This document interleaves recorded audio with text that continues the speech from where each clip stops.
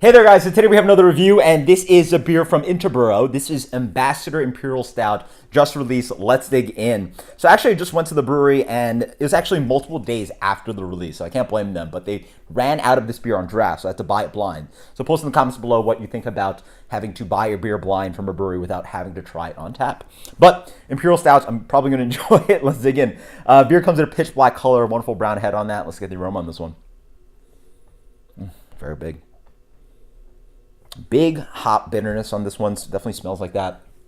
There's a nice kind of spicy herbal hop quality on this one. As a post here, it's brewed with Columbus and Chinook, 11%, 75 IBU. So there you go.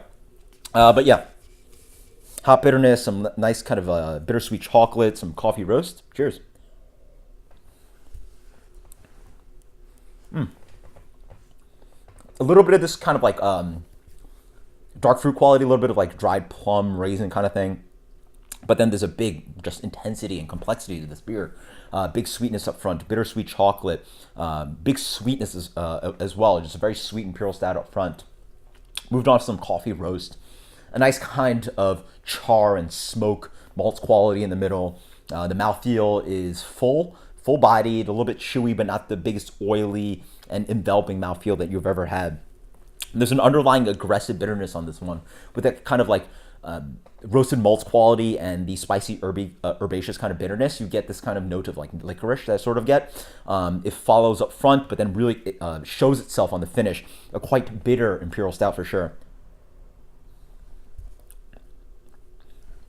It certainly helps balance out the beer. Again, it's canned very fresh, but on the back end, yeah, more that kind of spicy, herbal, intense bitterness. But then there's also that kind of like char, lingering sweetness to help this beer out. Wonderful complexities on this beer. I will say, personally, for me, it's a little bit bitter. I would love to see this beer after a year or two, having it calm down a little bit.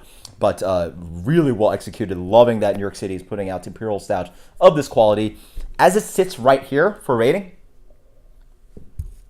this for sure, by the way, is a beer that grew on me. You sort of have to let it warm up a lot.